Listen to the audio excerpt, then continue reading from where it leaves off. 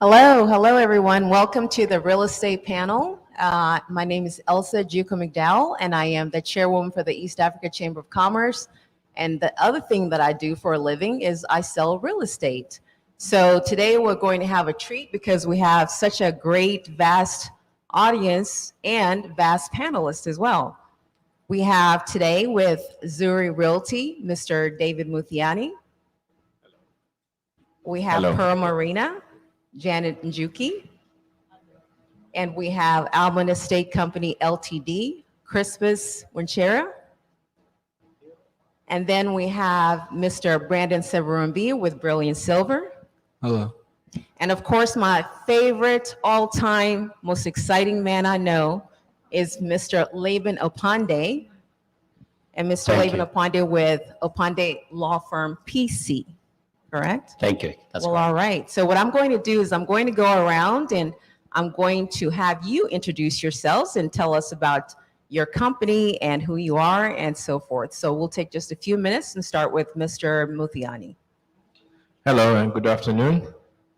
My name is David Muthiani, and I'm the founder of Zuri Realty Group. And Zuri Realty Group is based here in the DFW.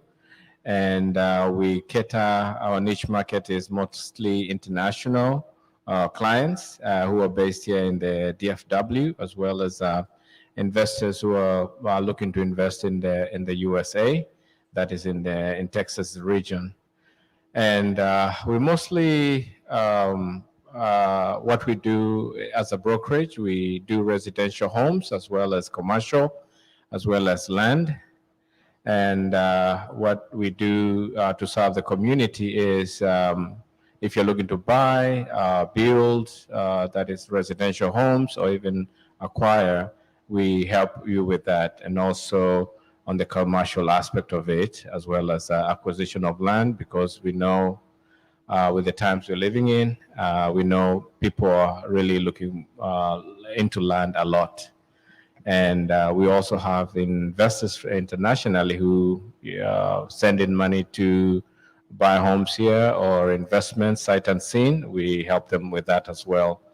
And so we'll get to know each other as we go. Thank you, David. Janet? Good afternoon, everyone. My name is Alice Janet Njuchi. I'm from Uganda and the founder of AJ and Partners based in Uganda. I set up AJ and Partners mainly to bridge the gap between the Ugandan diaspora and investment back home. We mainly deal in financial advisory services, but also do investment as well. And that's the reason I'm here today, promoting the Pearl Marina. We have a lot of options and different services available to support the diaspora, right from the point of trying to find land, maybe buy a home or make an investment as individuals or as a group as well, investment clubs. We also work with startups on the entrepreneurship side of it. We support startups back home and anyone who is interested in partnering with any potential opportunities that they would like to be part of back home. And our slogan goes like east or west, home is always best. That's what AJ and Partners is about. It's nice to be here and an honor to be part of the East African Chamber of Commerce. Thank you. Thank you. My name is Crispus Washira, the founder and the CEO, Armod Estate. Armod Estate is a real estate company. Our core business is in land and in housing. We are particularly in the segment of affordability economically. That tells you that we are doing affordable housing in the Republic of Kenya. We give our input into what our government is doing in its program, the Big Four agenda. And our desire is to really demystify land ownership, demystify home ownership. And we have endeavored to do that by ensuring that one of the scarcest resources is money or funds. And so in all our endeavors, be it in land, be it in housing, we come along with requisite funds, construction funds, so that the way we engage our clientele and our market is to offer complete units. We also offer funding for our land buyers. It is actually affordable because we're talking of the smallest unit of land in terms of subdivision, and therefore in diaspora, we're here to ensure that they get their solutions in matters real estate, be it residential, be it an investment platform. And so that is what Armod is doing, offering perfect property solutions. Thank you. Thank you. Hello, my name is Brandon Siberumbi with Brilliant Silver Investments. The last couple years, I've been fully investing in commercial real estate and also asset managing properties in Texas, the United States. The real quick thing I could say is I've always been interested in investing ever since moved as a child, as a kid, and my parents got into real estate that way. And growing up, passively always been keeping up with how things work, and it's always been active in my mind. So I went away, played basketball overseas, came back home, and been fully involved in real estate. So here we get to talk with other people who are interested. And I always tell people, you know, even if you're not actively investing in real estate, everybody actually is investing in real estate, whether they're renting, whether they're owning a home. So really it's just about education. It's just about understanding, you know, what you want to do and get involved with. So these are the conversations that we have with people. And we're always open to talking to people, to corporations, to invest in, and specifically in multifamily apartment communities here in Texas. So that's all I have. Thank you. Very good. Thank you. Mr. Pandey. Yes, thank you. And good afternoon again. And I'm sorry that I'm here again for those who thought you had gotten rid of me. And I'm back. But for those who hadn't met me before, my name is Pandey, originally from Kenya, now here in Texas. And I'm an attorney. I'm a principal at the Pandey Law Firm, a Texas-based law practice. And I'm also a member of the East African Chamber of Commerce board. I'm also the president of the Kenya-US Bar Association here in the United States, and a few other community engagements here in the United States. And as a lawyer, I guess, you know, somehow I find myself just everywhere. So if you see me again in another panel, please forgive me. I guess lawyers could never decide what they really wanted to study. So when they couldn't find what they wanted to study, they decided to go to law school. And that's why I find myself here as well. And it's good to have you here. I'm sure it's going to be quite a good engagement this afternoon. Thank you for being here, and for those who are listening online. Thank you very much. Thank you very much, all of you. I'd like to start with a couple of questions. This question is going to be for Crispus and Janet. Can you please describe how COVID-19 has impacted housing in your respective areas, and what measures have been taken to continue construction during those, just to secure the diaspora of their investment? So someone's investing in Kenya and Uganda in your product, how are you how can you assure them that their investment is secure? And the third part of that question is, what is that investment time frame and return on your investment? tell us a little bit. We'll start with Ms. Janet. Ladies first. Thank you. COVID-19 impact in the real estate sector is not any different from any of the other sectors. For the real estate, especially on the development side, it has impacted the project completion dates, in that being that it's a sector that is manpower intensive. With the lockdown, there was hardly any movement, so there was no manpower to come on site to do the works. And even with the uplifting of the lockdown still, we have people having stigma of the disease, not knowing if treatment will be good soon, and they're scared to pick it up.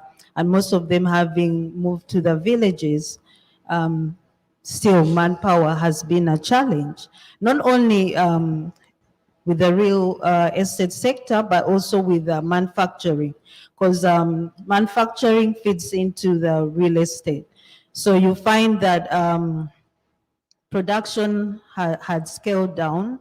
So definitely raw materials such as the iron sheets or the cement, all those products that are required to be utilized for the completion of the houses, accessing them was a challenge. And then also transporting the laborers is also a challenge, with all the requirements of social distancing and everything. That also still affected the industry, in that you can only have very few people on site to do the work. So all that has caused delays. Now, how we have tried to mitigate against the delays, because COVID is not going to go away anytime soon. We've shifted to having laborers on site even during nighttime. So at Palm Marina, they've devised on having a night shift as well, in that in case of another lockdown, you still have different teams on site to do the works and still maintaining the SOPs as required, and then be able to carry on with the works rather than being a stagnation. That's what we've done. Now, in regards to return on investment, real estate is not an instant, it's not something that you invest in and then you expect instant returns on that. So I would say that return on investment would run from about 3 years to 5, depending on how much and on the scale of investment that you put your funds in.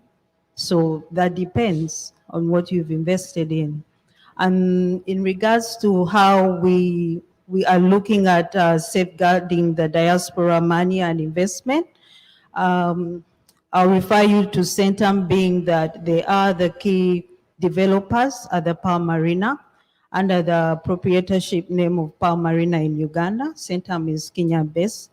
It's listed on the stock exchange, both in Uganda and Nairobi as well.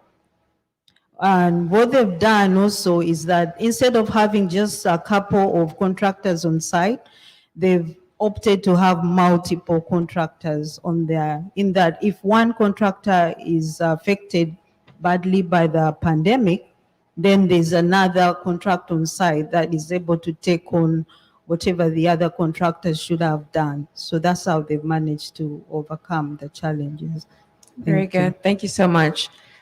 Mr. Wanchera, do you remember the questions, or would you like me to repeat that? I'll try to remember. Okay. Thank you. I will not be able to really repeat on what my sister Janet has just said, but I'll add on our experience in the Republic of Kenya as well. Truly, COVID has both positive and negative impacts globally. And in the Republic of Kenya, and particularly in the real estate sector, we are not different. It really had those effects, just as my sister has explained.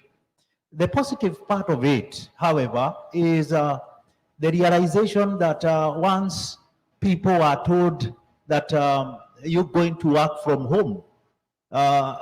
There was a realization that indeed it is important to have a place you are calling a house. It's important to have a place you are calling your own. Simply because now you have not been dismissed. You're still in your employment, you're still working, but you're required now to work probably on half pay, but importantly, you're also required to work from home. And as you work from home, you still continue to encounter and make encounters as you are required to pay your monthly house rents and so forth and so forth. And so that realization was positive. And why was it positive? Because people now who had mainly acquired pieces of land suddenly found the importance of putting up a shelter. And so we found people rushing to their banks, rushing to their savings account and making withdrawals, and now coming to us and asking, what do you have? Do you have a remaining unit? Are you having a place that project that is ongoing? And so we found a surge in demand.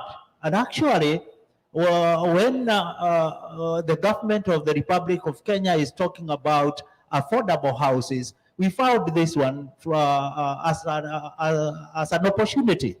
And we glad, not that there was COVID though, but we glad that people now had to get that awakening that truly we need to be in our own homes.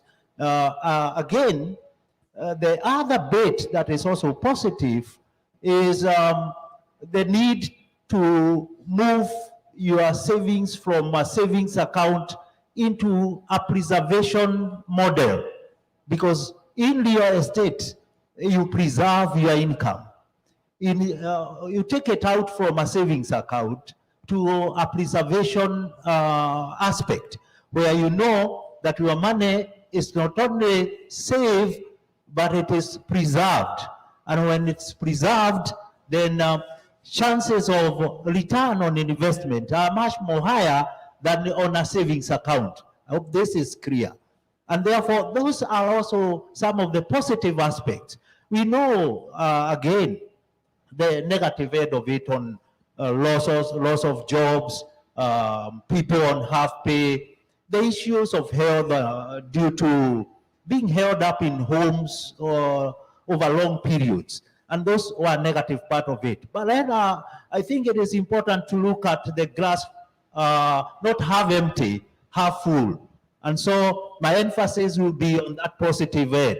How are we securing? How did we change our operations? And we came up with a model that really had to provide funding.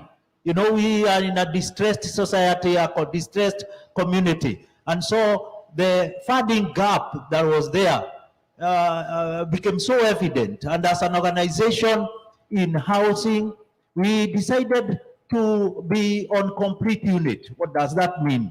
It means that we provided construction funds, and we're not asking that the buyer brings forth the funds to do the construction. We are telling the buyer we have the funds to do the construction, and you have an allowance and an opportunity to be paying off your mortgage or your financing arrangement on installments, bit by bit. And that was important in number one, changing our business model and approach, and number two, securing the monies and investment from diaspora who were actually affected as any other population or society had that negative effect. And therefore, from where we are as Almond, the investment of the diasporians is safe, because we're telling them you'll be able to pay in installment bit by bit. On return on investment, you'll all appreciate that I have talked about a preservation model. And on a preservation model, here we are saying that there is no depreciation in matters real estate. You expect an appreciation. Generally, the annual appreciation rate for any real estate is between 4 to 6% per annum. And that is on matters land. Go into housing and you find the return on investment is much, much higher. In Kenya particularly, we are at the range of 12 to 15% per annum. And therefore, I think it's a worth shot to consider real estate. Thank you. Very good. Thank you for those answers. But I'd like to turn to the United States. I think I'll go to David. David, I know that you work in both areas within the United States as well as the East African. I wanted to find out, can you tell us the current conditions as you see it here locally within the DFW area, the local market, and all things considered, what would you say that housing market's biggest weakness is? It's very probably similar globally, but talk to us about that a little bit. Sure, thank you. Here the market in the DFW, since I'm based here, I put a lot of emphasis on knowing what is happening on the ground here in the DFW market. And just like our counterparts who are overseas or are also on an international market, sitting here as being in Dallas, the same kind of challenges have been there. And sometimes we know the world watches how real estate or activity or the economy of the U.S. Takes place and how we respond. So it's the same rippling effect with them on an international market. So with that being said, we know it's a seller's market right now, and it was very much accelerated when COVID started. And because COVID, of course, it brings in a lot of social distress and anxieties. And for the most people who were, let's say here, I'll just talk about the DFW market, what I noticed.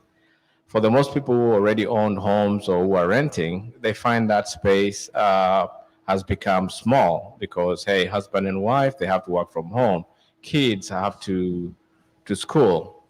So to school at home due to the CDC guidelines and just trying to stay safe.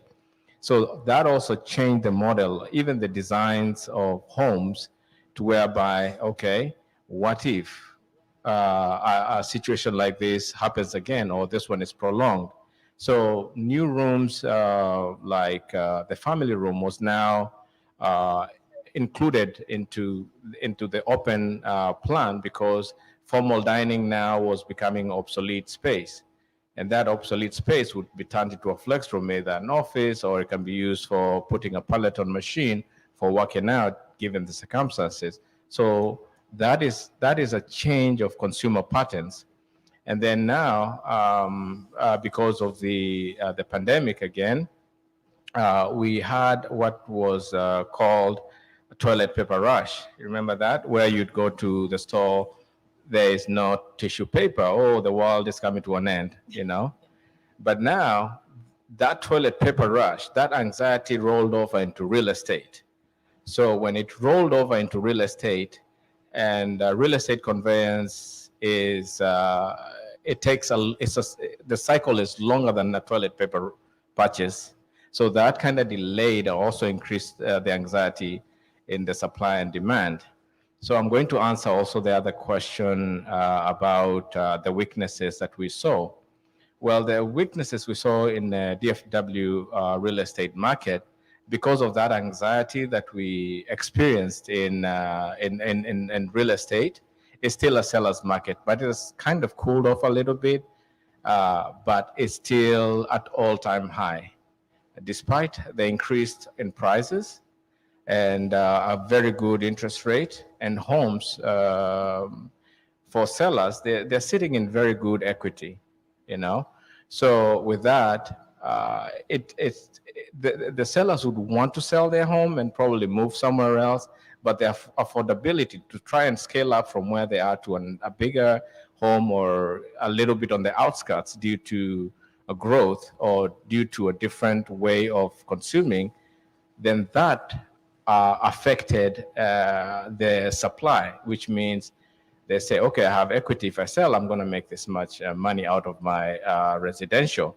But where do I go from here? You know, so and the builders were not also able to keep up, and the reason is like the previous presenters mentioned, material, chips are running low, paint, some things they call radiant barrier, what they put on the roof, they were running, we're still having those shortages.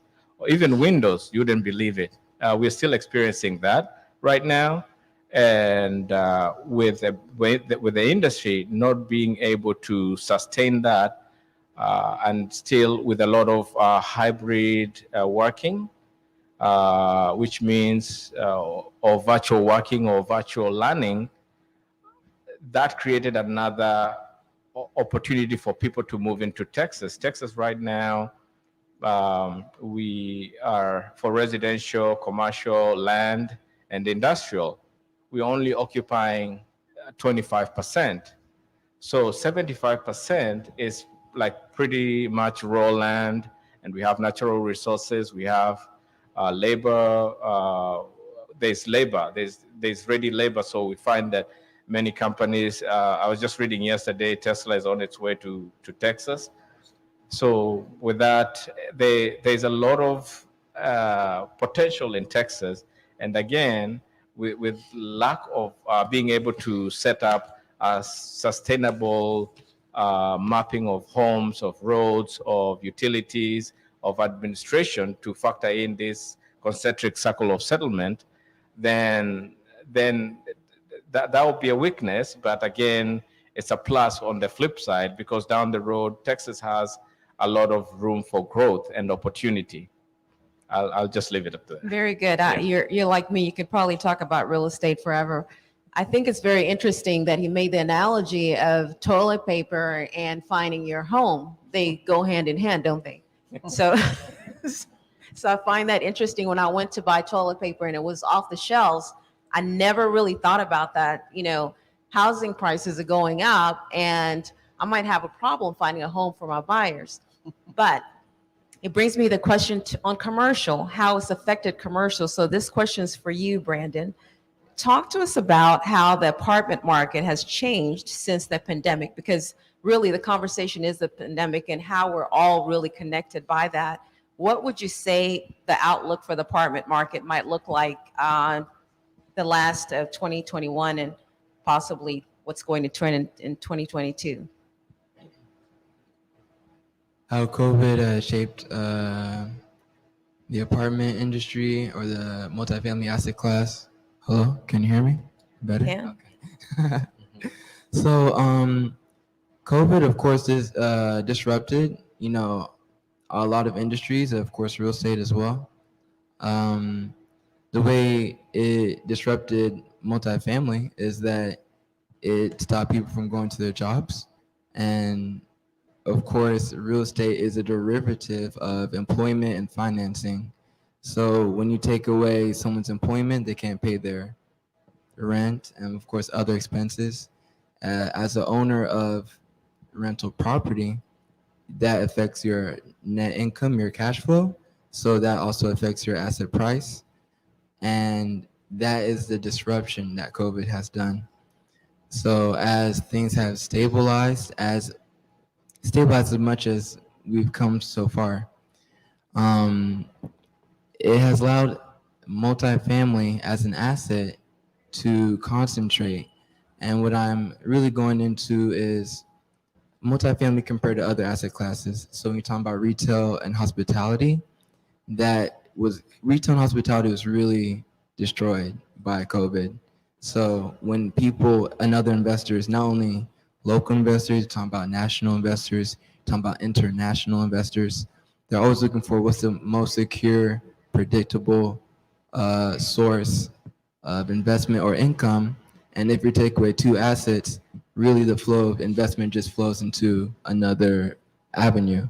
So the other avenue was actually multifamily and just real estate in general, the residential but commercial real estate in general. So, which was very interesting. What this does is more flow of income, more flow of investors and competition, increases asset prices. Of course, lower rates of financing creates a higher appreciation of the valuations as well. So, when people didn't know how things were going to break out, the opposite happened where things got more concentrated, the properties got more expensive, and now for the outlook, I think it's going to be very competitive because what are their choices moving forward? Hospitality is still recovering, retail is still recovering, Amazon has the pressures, there's online, there's so many things. And when you're at a certain market point, also let me talk about Texas really fast. Texas has a great business environment. Of course, we've been more open with business with other states as well, and this allows the flow of trading, the flow of business.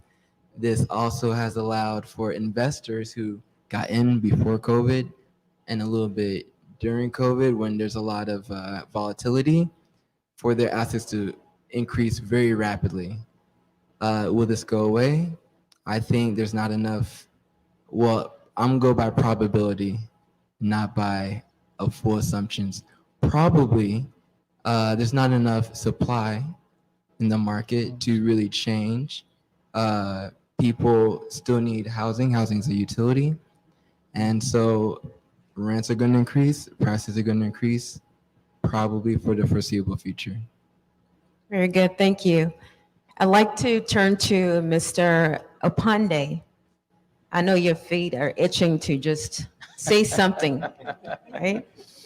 So I want to ask you about the EB-5 visa classification. Can we talk about that? Yeah, sure.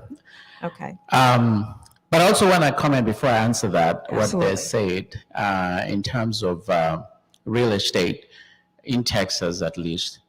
There has been an influx of people migrating to Texas. You can hardly find a home, and the prices have gone up. There have been a lot of incentives. You mentioned Tesla. They were given tax incentives to come and build a plant here. So all those techie companies are moving to here, Dallas, as well as in Austin. So the homes have become very scarce. In fact, the last, I think I read somewhere, there's an average of about 300 people who permanently immigrate to the Houston area. Every day, there's about 300 people moving into town, And of course, for politicians, they like that because they're thinking about votes and government grants and things like that. But it's good for business because then you have a market for your produce. Right. And if I can just add to that, it's interesting because I hear that Austin is the new California, right? Absolutely. So there's a lot of people. It's crazy what's happening in Texas, but it speaks loudly to our international market as well. And the interesting thing, especially in Texas, is that the prices, if you compare the prices of homes up north, northeast, those who move from New Jersey, New York, if you are staying in an apartment, which was a townhouse valued at $500,000, you come to Texas, you have a small ranch with a house and some space at the same price. And so when people have come to discover that, and obviously demand has gone up, and of course all these realtors are happy about it because they have work to do. We're very happy. But on the EB-5, actually it's tied into this because I have several clients and I work with a program called the regional centers. These are pre-approved centers or entities which have ongoing ventures. Most of them tend to be in real estate. And so what they do is those entities are allowed to petition for foreigners or immigrants who have a chunk of money to come and invest in the U.S. That EB-5 specifically, as of right now, requires a minimum investment of $500,000, but you can invest more if you want. And so my experience has been most of those monies at the regional centers, they tend to go into real estate. They're building warehouses for, two of them that specifically I'm working with, they're building warehouses for Amazon, for Target, for Walmart, within neighborhoods, because as we mentioned earlier, people now are doing online shopping. And so this e-business, what they've done is now they bring it close to the neighborhood. People are not going to the stores anymore because of COVID, again, the impact of COVID. But somehow, especially those who have online accounts like I do with Amazon, they even have Amazon Prime. They'll deliver it for you by the evening, if you so want it, or by tomorrow morning. And for some of us, like I don't know if I'm the only man speaking, when it comes to shopping, I find it is the best, easiest thing to do, because before that, I'd go with my wife shopping and I would get upset because because we went to buy a shirt and then they come home with a store of clothes that we had no intention to buy in the first place. But now I can just go to Amazon and click, and then it's shipped, but tomorrow I have a shirt to go to work, So anyway, so the EB-5 program, and I spoke about it a little bit earlier, about what it does, even though right now it has not been reauthorized. Usually Congress has to pass it again to renew it every year. They're sort of the ones who set the parameters of what is required of them. But again, to tie it to real estate, most of those investors end up investing in real estate. Yeah. Very good. I think there's a lot of questions about EB-5 because most of the time people don't really understand the level that's required to participate. So I think, just having clarification, that helps. Yeah, so the key thing is just come with money and then have my phone number and then just call me. But some of the requirements, so there are certain things you have to pre-qualify. One of it is that where exactly are you going to invest that money? The idea is to invest in some neighborhoods, low-income neighborhoods, or economically challenged neighborhoods. Many times it had been sort of in rural areas. In fact, you have to classify, is that a rural area? Because the idea is to promote those rural areas by providing, amenities to them and so forth. But even in urban areas where there's a challenge in terms of certain provisions, then the law also does allow to do that. And the easy way to do it, and I've participated in that, is we lobby, the local leaders, whether it's in the city level or it's through the congressman or congresswoman of that area, to have that a certain area, even though it's urban area, to be reclassified so that it's able to fit in because of what you intend to do. So that's the first thing. The second thing is money.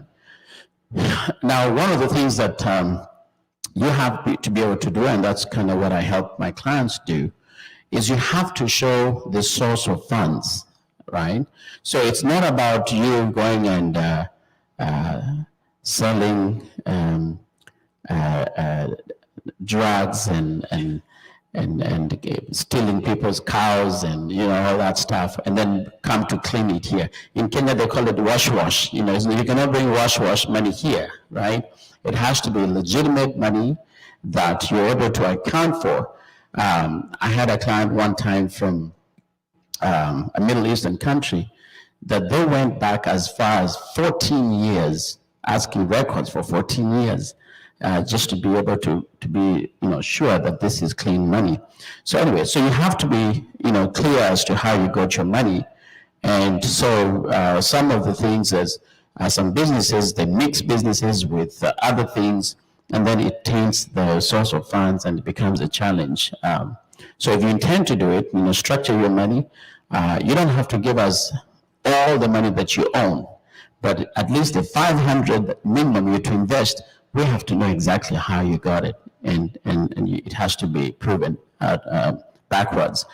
And then it has to be also that it can create a minimum of 10 jobs for citizens or permanent residents, and they cannot be part of your family members. So you cannot promote nepotism by hiring your wife, your children, your boyfriend, and everybody else in the business and then get 10 people, So it has to be a minimum of 10.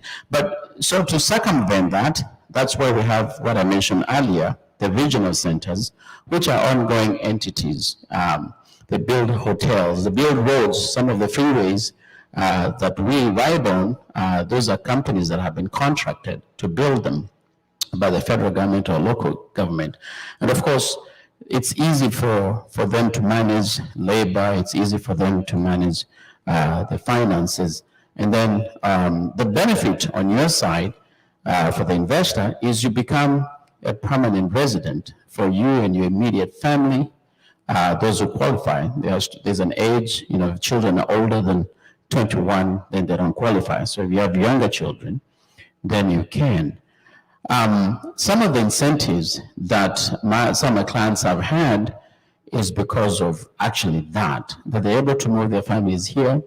The families are able to attend good schools, go to good colleges, and many times that's the incentive, if I would say, what drives some of the clients, because obviously it's not really that they're looking for money here. They already made money elsewhere. But anyway, so that's in general what the EB5 is about.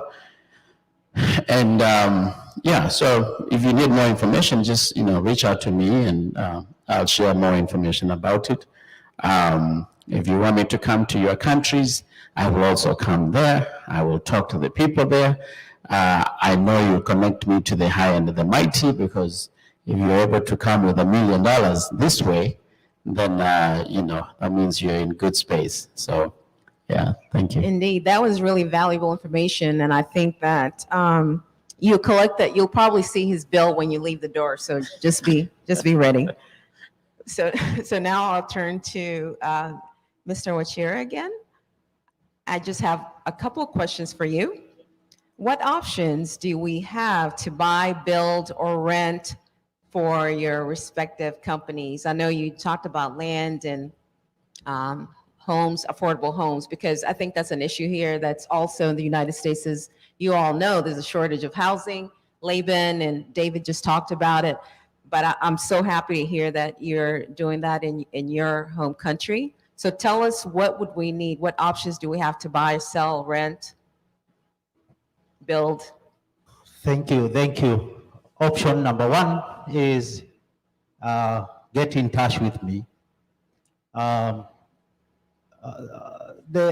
thing is, we are in the business of really demystifying in the Republic of Kenya and elsewhere home ownership. Particularly in our place, land is so sentimental, and it's also very emotive. And that attachment to land and matters a lot. I think they run deep into the veins of every Kenyan. And releasing a piece of land and parting away with it is not very, very, very easy. Now, for us as an organization, we all know that land is a factor of trade, is a factor of production. But many developing countries have turned a factor of production into a commodity of trade. They are scarce. Factors of production are scarce. and therefore pretty expensive. For a majority of our people and the population, because of this cost element, access and obtaining the same becomes a tall order. So for us, coming allowed with funding and a financing arrangement is a big solution, that you may not be having all the funds that you require to put up your residential home or to buy your residential house or to put up your residential or not residential, commercial premises. And so for us as an organization, the fact that we have funds to put in first and carry the burden of the buyer, carry the burden of that prospective the builder or that prospective homeowner, it's a big deal.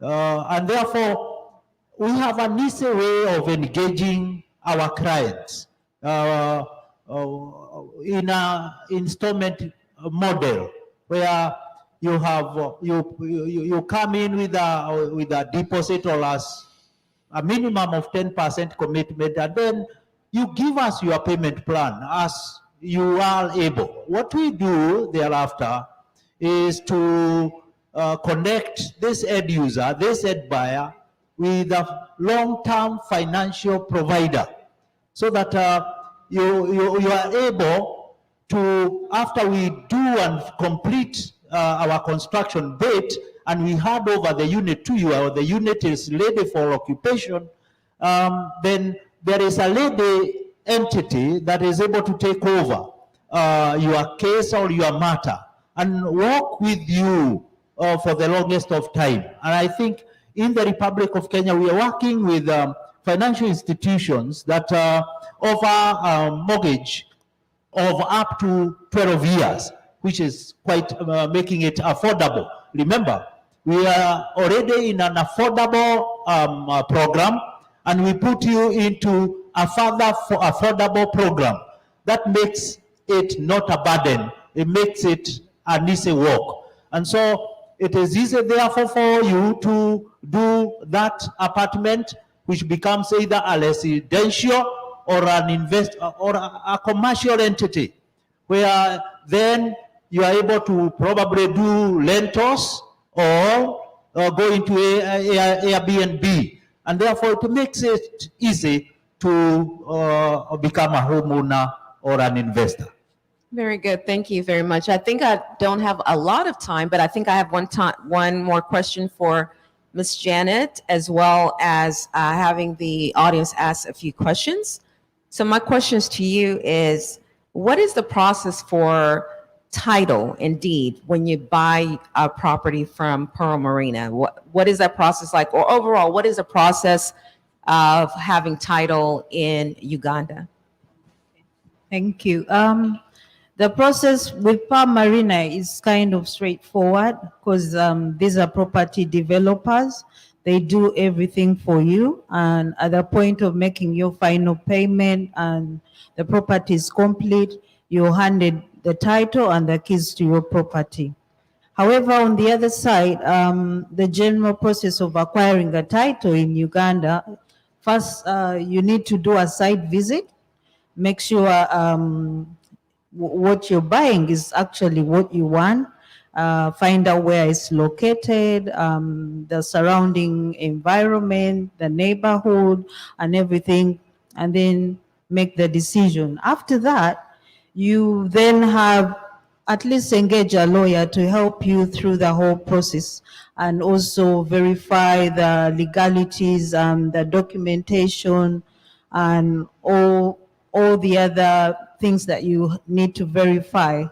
Make sure that they are authentic and valid before you make the purchase.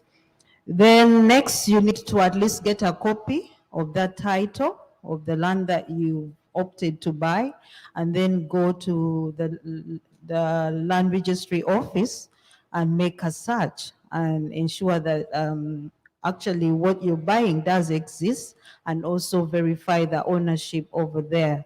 When you're done with that, you need to at least meet the landowner as well, begin the process of negotiating the price, and as well do the boundaries, ensure the size, and the size and the boundaries, the mark stones and everything are okay.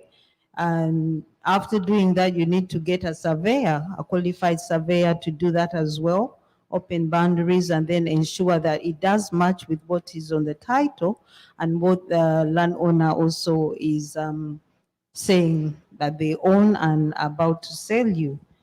So after doing that, you need to get your lawyer to look at the purchase agreement, which is usually prepared by the seller's lawyer as well. They need to look at it, check all the clauses in there, make sure there's no catch-22, and it does take into consideration everything that is favorable to you, the buyer, and not leaving out any stones unturned that might give you trouble at the end of the purchase. And then after doing that, you need to check out the land rates as well. Make sure that everything or any encumbrances on that title have been sorted out by the seller. That way you don't take on any liabilities or issues on the piece of land prior to purchase. You need to check that one out. And then after doing that, you need to get a surveyor, government surveyor, to look at it so that they can come up with a stamp duty. So once that rate is established, then you pay that at the bank. After paying it at the bank, then your lawyer and the seller's lawyer come together, and then they'll take a look at the transfer documents to work out transfer of ownership, have those ones signed off, of course, with your signature on there, and with your lawyer or someone of your choice as a witness to that. Same goes for the seller, and then you close the agreement, and then you pay up for the land, and then finally you have the land title transferred for you, and that way you have ownership.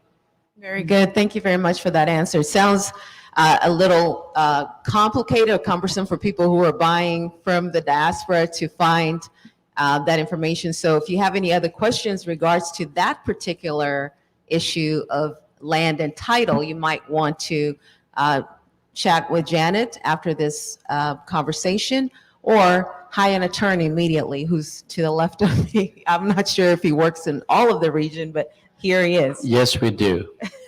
Well, all right. So, Everywhere in East Africa. everywhere in East Africa and the United States. Houston, United Austin, States. and Dallas. That's correct. There That's you go. correct. He knows how to promote himself very well. So with that said, let's take some questions. Fareed, can you help us out and see if the audience is wanting some questions? I know I don't have a lot of time. I'm getting a lot of pressure back there, but. Yeah, we can use this one. Hi, everyone. Great session. Really enjoyed it. My question is for Brandon. I really liked what you said about everyone investing in real estate, whether they know it or not.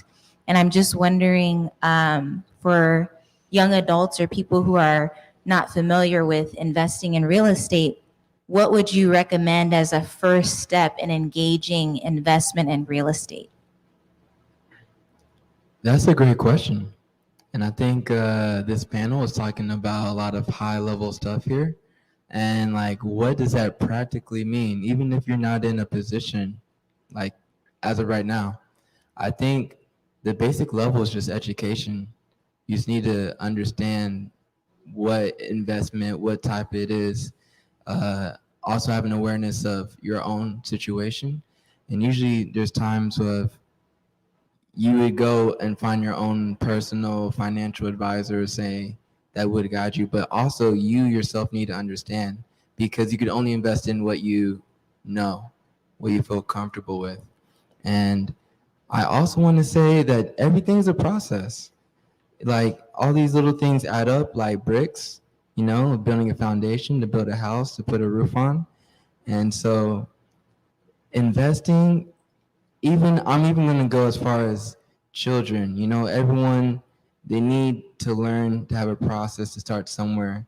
And as we all move forward, investments, one thing leads to another. So whether it's not at the highest level or not at the market, average market house level or average apartment level in Kenya, that you need to just start. Don't wait. It's so important. And I wish I could just encourage everybody, here in the community to do it. And also, don't be shy. Speak up. Talk to people. There's so much knowledge, expertise here on the panel, and we actually need each other. We actually need to talk to each other. And if there's something I don't know, I can go to the right over here and say, hey, I don't know. Can you teach me? Just spend some time, because that is synergy. That synergy also could lead into something else. It turns into two people talking to a group of people talking, and then you somehow have a consortium of buying power. So does that help? Definitely. That's so Okay. helpful. Thank Okay. you. Thank you.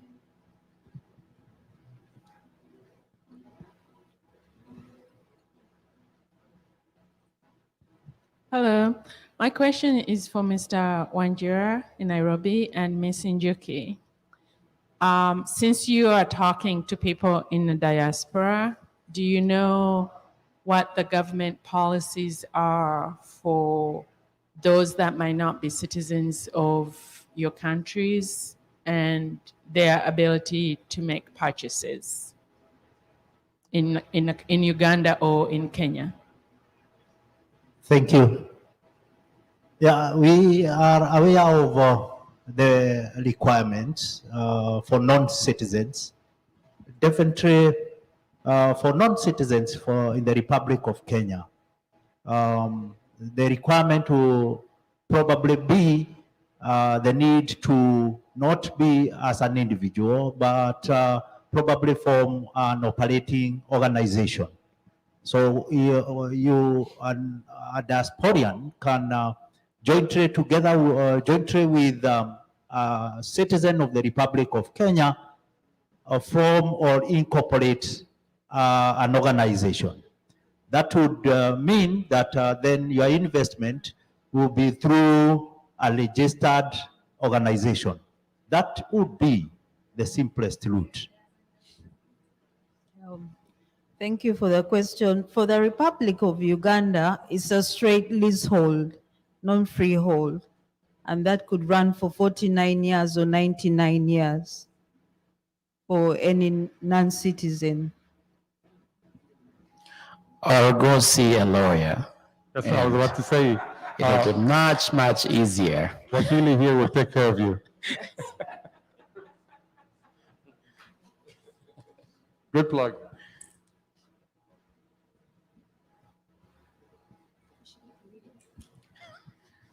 Thank you very much for your presentation. I personally like the topic, real estate, because where we come from, real estate is a measure of success. If you grow up, go to school, get married, what is next? You must show some kind of achievement, and that is measured in terms of the kind of real estate you have, what kind of assets you have. So for us back home, this is really something serious. Now, I took a walk around this city 2 days ago when I came, and they told me here there is a concept of what they call old money and new money. So there is old money, those are the people who got wealthy long time ago and bought these big things. Then there are the new .com, the new generation who are, coming on board. Now, for you guys who are dealing in real estate, I just want to know, what is the proportion of this new money that goes through your firms to acquire assets back home? Because for us at the embassy, it makes us have an indication of how successful our people are. Because we are interested to see our people progress. We want to see our people, move from just arriving in the US. We want to see them achieve big things. So how much of this investment back home that go through your farms, through your real estate organizations, are attributed to these new monies, this new generation of people? That is of interest to me. I'm not sure if I have a very good answer because that may require some kind of statistical research to do so. But I'll speak out of speculation and really just an opinion. Well, just as you mentioned, first of all, I think all of us diasporians, in one way or another, and I need to encourage all of us, if we've come here to the United States, there's this notion that we're going back home. The other day I was with a fine old gentleman. He came here in 1970. And when he came, he said he was going home. So from 1970 to now is what? 51 years. He still says he's going home. But he has lived here 51, his kids are grown, he has now grandkids. And the point I'm trying to say is there's an element of permanency we need to have. We live here, we pay taxes here, our children go to school here, and so we need to participate, in civic, in elections, in the local, because this is our home. Having said all that, obviously we still have home and we're still going home. So there's still relatives, we still have our friends from, childhood. And quite frankly, in my opinion, retirement probably is much more easier at home than here. But that's another story for another day. The new money, I think, as you mentioned, we have now diasporians who have really gotten at par with those who came here way before us in terms of any kind of profession or any kind of business. There's a gentleman out there with a bed that he designed and has a patent for it in the medical field. And sometimes a few years back, that would be something that you would think that's not for us to do, or we can't do it, But the world has opened so much that we're able to do it. We have people in the medical field, we have people in engineering, and they're making very good money, and they're very affluent. And so obviously they're able to invest in this new real estate arena, both here as well as back in Africa. Now, I think each of the central banks of each country can give you statistics as to how much money is actually sent home. I do know from Kenya, they say that lately, remittances have been the highest foreign exchange earner for Kenya. I can't remember the number, but I think it was in the range of about $3 or $4 billion that is sent by diasporians, not only in the US, but also in Europe and Australia and South Africa. Now, one of the things that I've been trying to advocate, and this is the reason why we invite legislatures, is to be able to have these local leaders legislate avenues that we can use for properly structured transfer of these monies back home. Because the way that we're sending them, we're sending Wave, World Remit is here, the reason why they're here is because it's right here. They're here because of you guys sending your money every day. And so the point is, there's a lot of money that we have, but it's not properly structured in terms of, so if we had, for example, bonds, government backed bonds for infrastructure, for development and all those, and then tailor-make them for diasporians, whereby they are guaranteed and they're properly designed as an investment vehicle. There'll be a lot more, I guarantee you, there'll be a lot more money that can go to, can be remitted back to it. But anyway, let me allow others to speak. Sorry, I can kind of get carried away.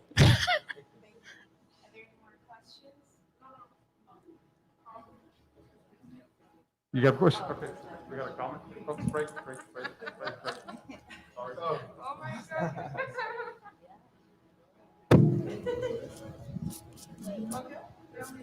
Now let's see.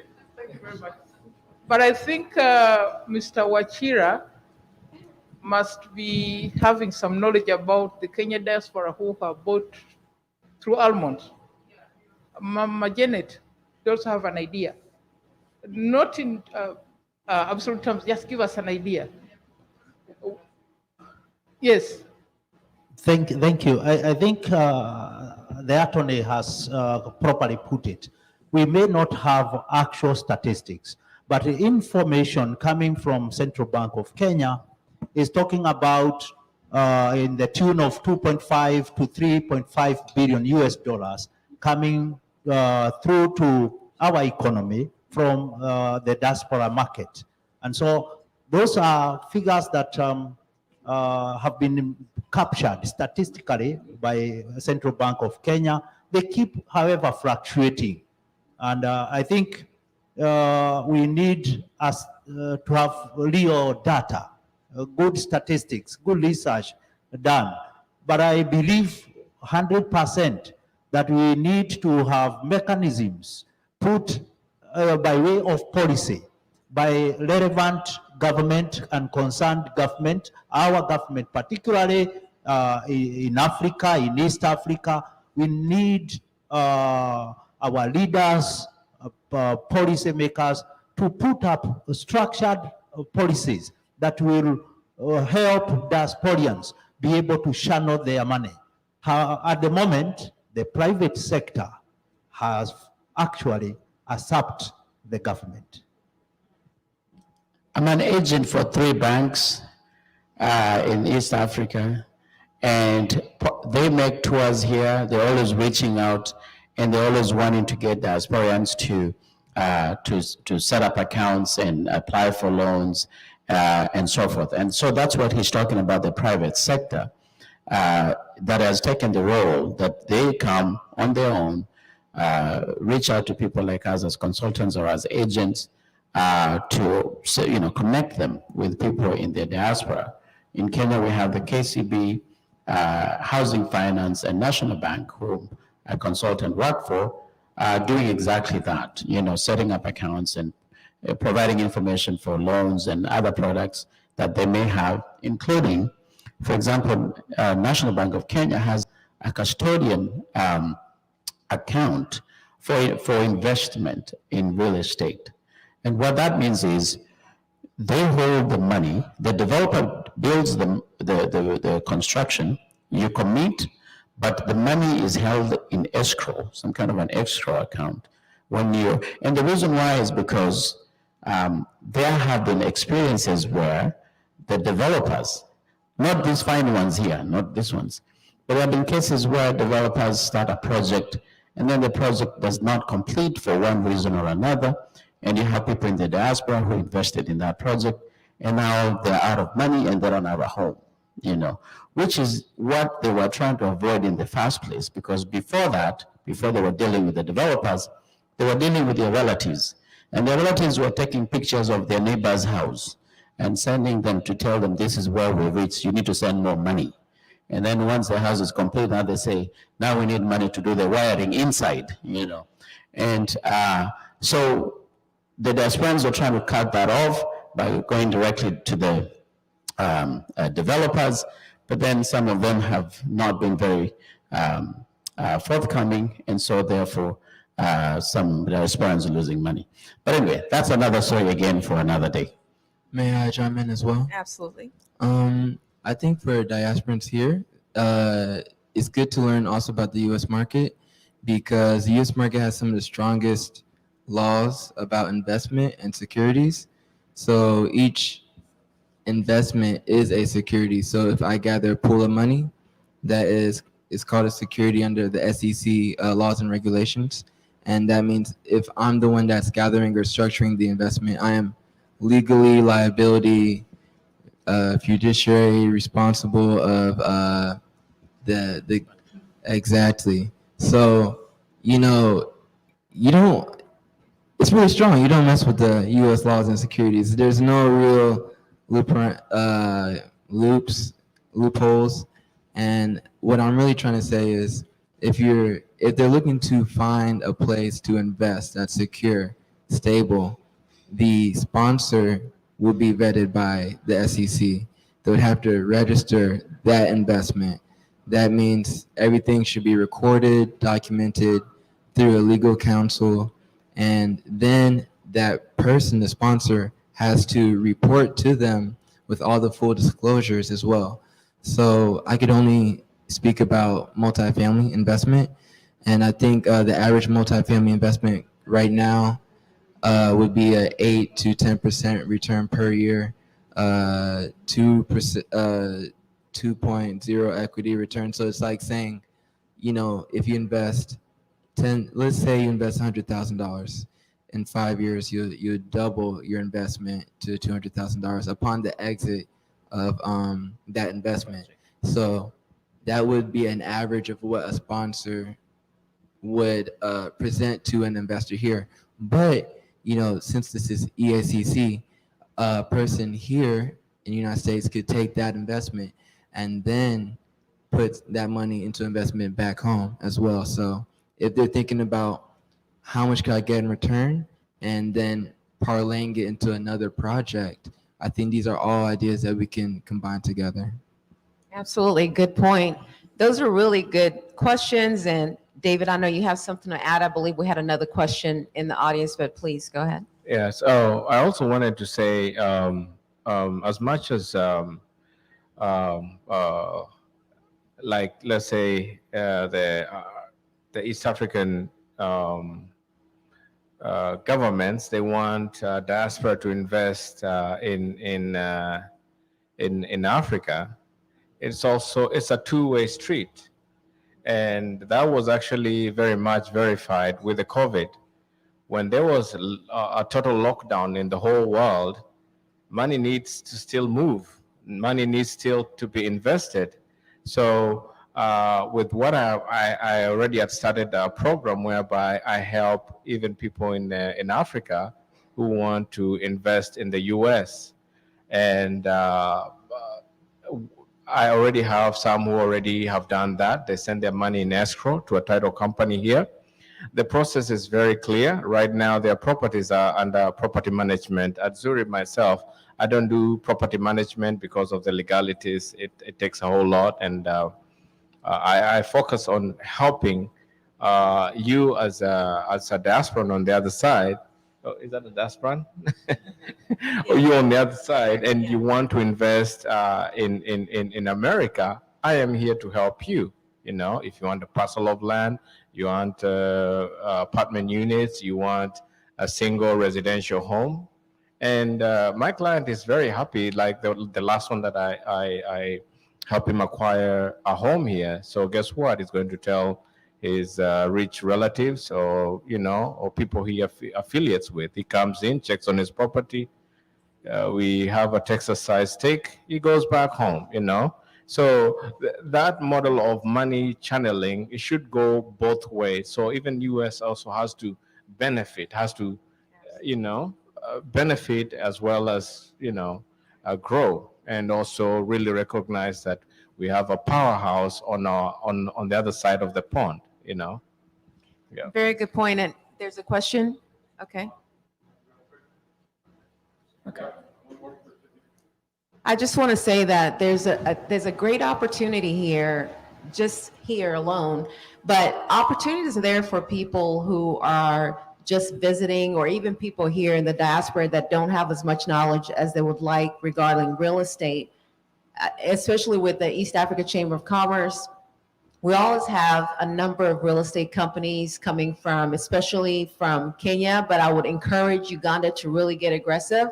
And again, we can be tribal and different, but we're all East Africans. And I think it's important to really educate, especially our young kids, in making money, because at the end of the day, I know education is extremely important, my daughter there, Dr. Hicks, is an amazing woman, but I think it's important. She would be the first one to tell you that teach your children about real estate. Even if you don't think they get it, they'll get it. You know, they'll come to a point to where they're able to have that home that, you know, I guess that's, if your life is satisfied by having a home, if that's what it takes, then that's fine.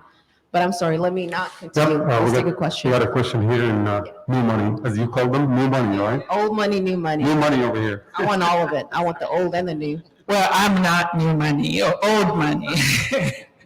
And I really don't have a question, but I wanted to make a comment. I think after Laban talked, I wanted to make that comment because my background is in finance.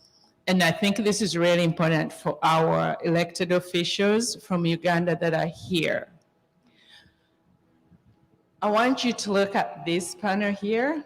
There's 3 generations of people. That means we do have parents of these children, and these children have children.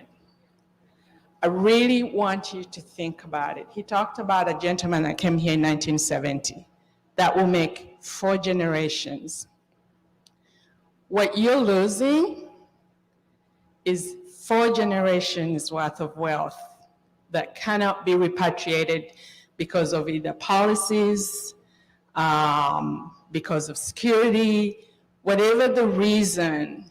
We need to find a reason to have that young lady sitting behind your daughter to think in terms of, I could invest in Uganda, I could invest in Kenya. Because if we don't do that, when I die, my children might say, okay, we'll take our mom there. My wealth stays here. Her wealth stays here. So really, I tell people who I am here is a product of Africa. They gave me a good foundation educationally for me to survive here, to pass that on to our children. So I want to ask y'all, the representatives, when you go back, when you think about policies that you're passing, make them friendly to us. Because it's not whether we will go back home or not, it's what is it that we can leave. What legacies can we build for our countries? That's the comment I wanted to, and thank you. Well, thank you. Thank you for that. Very good. There's a question over there. Tony has a comment? Yeah. New money also here. This is definitely new money, right? Tony. Thank you for the presentation. I have a question. As a diasporan, lately, of course, we do pay taxes on our earned income over here. And I have come across a situation whereby when we invest in real estate in Kenya, the KRA requires us to pay taxes on the money that we use to invest there. Now, that is double taxation, and it is going to deter us from really investing in Kenya anymore, because we work here, we are required to pay taxes, and if this continues to happen, I think the diasporans will not be investing in real estate in Kenya. So for you all, our panel, for anybody who can answer this, what is going to be done about this? Because KRA is writing to us to pay taxes on the money that we've already been taxed over here. Great question. Can I refer that to you, Mr. Wanchera, and then Laban, I know you want to speak to it, or you can speak to it. What don't you speak on? I'll let it speak first. Thank you. I know the moderator will still allow the attorney to put a contribution. But let me say this. Yes, tax management is a function on its own, which is, in my view, important to consider in any financial arrangement in terms of project management and so forth and so forth, so that whatever is taxable is only the profits achieved whatever profits that your auditor, your account person really project into the books of account, that will really probably, most likely, attract a level of taxation from the Kenya Revenue Authority. However, there still remains the legal way, and the attorney is here to really say whether it is the case on how to manage the aspect of taxation. In this case, your finance person or the person managing the project on the other hand should be able to really do at best not tax evasion but tax avoidance, so that you are able to avoid tax where it's not really necessary, but not evade taxation. Important. Thank you. Yeah, so I think there's two things here, if I have it right. So the money that you send as a remittance is, I do not believe that that money, if it lands in your account, is taxed. So you would have paid tax here, yes, and that's how you got it to be in your account, and then you remit it to your account or to whoever back there. So that's not income, and there's no double taxation on it. Now, if you're doing business, and now this requires a lot more expertise than I know in terms of international tax. If you're doing a business, cross-border business, then there is a likelihood of having that issue of double taxation. Now, that is also something that requires these elected leaders to legislate, all right, to fight for the investors from here so that they don't have to pay tax. But it does require lobbying across the countries, you know, so many times it becomes a bilateral sort of arrangement. Kenya right now is working on a free trade agreement with the United States. It's not complete, but the discussions have been going on. It started during the Trump administration and it's going on with the Biden. It kind of was shelved a little bit, but it's ongoing. Now, the idea is to open up business more than it is right now. There is, if you've heard of AGOA, which has been there for some time, but it's limited to what items or what you can trade. So therefore, you know, there's some kind of tax breaks and incentives in that arena. But needless to say, the leaders who are here, you know, what governments do is just create an enabling environment for businesses to thrive. And the enabling environment requires legislation, lobbying, you know, having those cross-country discussions. But in short, my thinking is the money that you send and hits your account or gets to your mom's account is not income per se on that end to be taxed. Thank you. You added something no. to add? Could you speak on tax deductions and tax incentives for U.S. real estate?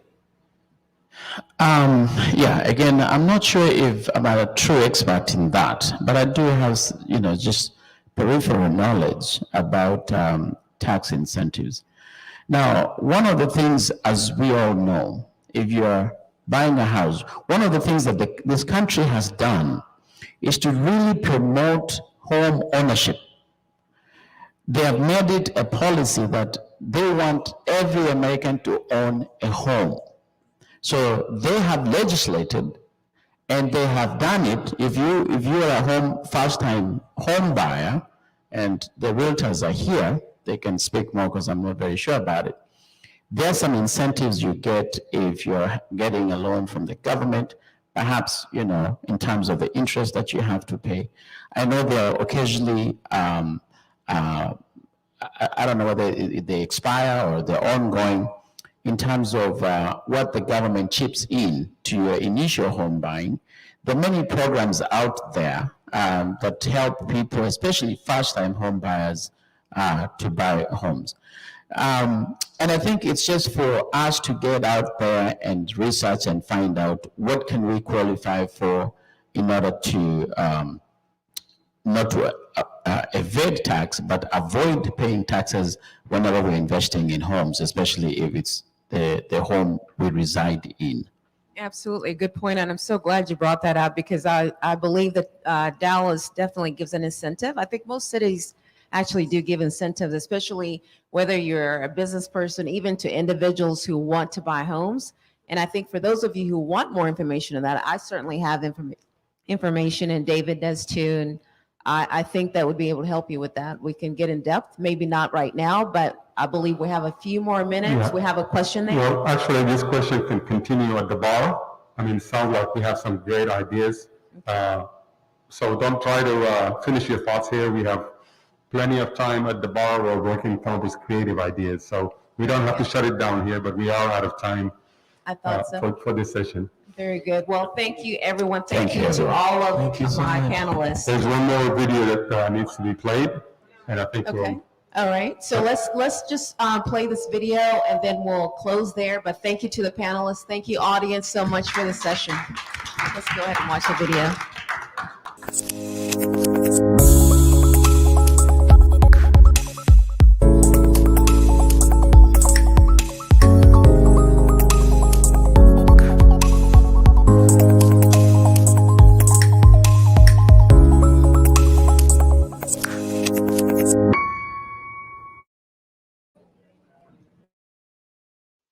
Hello, my name is Prabhat Garg.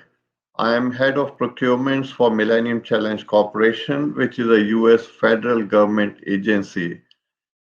Let us dive into a PowerPoint presentation so I can share some more details about my agency.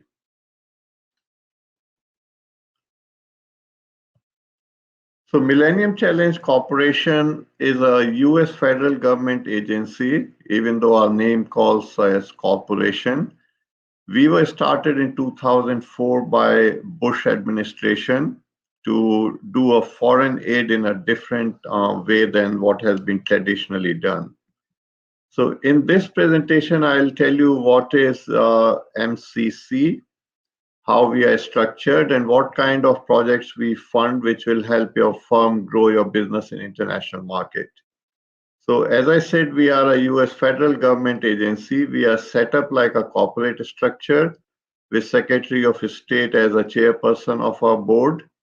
And we get direct funding from the US Congress. And our grants, these money is given as grants to foreign countries, are very strict 5-year time limit.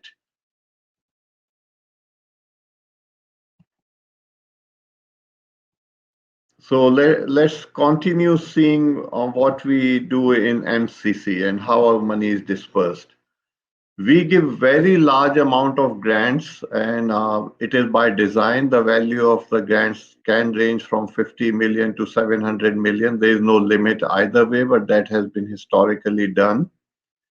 And all money is spent through procurement processes which are open, fair, transparent. So that's why it's create new opportunities for you. And our money is limited for within 5 years from the grant approval. The foreign government has to use the money or the money disappears. And that is why our fundamental principle of this 5-year grants has created huge impact in our partner countries.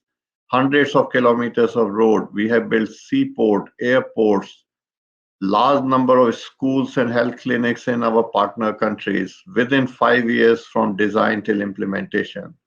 Has not been seen in the history in any other donor-funded projects. And we have, as I said, have huge amount of money. It's about $500 million per year of new contracts are signed every year. So that's what we call MCC model. And on this slide, you can see that year after year, the American firms are the largest beneficiaries of our money. And of course, since it's an international procurement, everybody else is there too, but we are almost 20% for American firms. So if you are not playing in this sandbox, you are missing out the huge money opportunities. MCC has two ways where you can get involved. One is you can directly bid on MCC projects, which is called MCC direct procurements, and they use federal acquisition regulations, which I'm sure many of you in this audience are familiar with that. And they do have set aside small business goals like any other federal acquisition. And then our foreign partner countries use what we call MCC funded procurement, and they follow what is called MCC procurement guidelines. That is where I am directly involved as a head of a group which develops these guidelines and implements these guidelines. What kind of things are procured? I would say all kinds of things. There are a lot of contracts for consulting services. We also purchase goods like vehicles, electricity meters. There are a lot of money goes, almost 70 to 80% goes into construction. And these range from small school buildings to large roads and bridges, water treatment plants. The contracts are relatively large, which is, as I put on the screen, $1 to $10 million, even higher for consulting contracts, and practically no limit on construction contracts. Our largest have been so far $70 to $80 million. The issue here is for some smaller firms come is that we insist on having similar project experience. So it is essential. And past references are also very critical for doing similar projects. So if you decide to bid on some of those, be aware of these requirements. Where can you find these opportunities? There are websites. There's MCC's own website. Go under the button called Work With Us. And under that, there's a button Work With Our Partner Countries. And also, in addition to these two buttons, you will see something called Partner With Us. So where you can partner directly with MCC, you bring some money on the table, MCC brings additional money on the table. Why you should be interested what MCC does? There are a lot of good reasons to do that. You get money directly from US Treasury. You don't have to deal with the foreign government. Our money stays in the US bank with the Treasury. It never goes to foreign partner country. Our evaluation is open, fair, transparent, based on best value procurement. So lowest price does not matter. A strict 5 years timeline on our project completion. Our grants are called compacts. And that gives you a guarantee that your project will finish and the money will come. And again, past performance and references are important. There are some additional websites where you can find MCC funded opportunities. You can make note of it, or the presentation I would think will be sent to you later on, and we can talk in Q&A again. Thank you very much. Let's see if you have any questions, how you can win funds from MCC projects. Thank you very much. Now let's move on to Q&A, and I'll add my presentation. Thank you.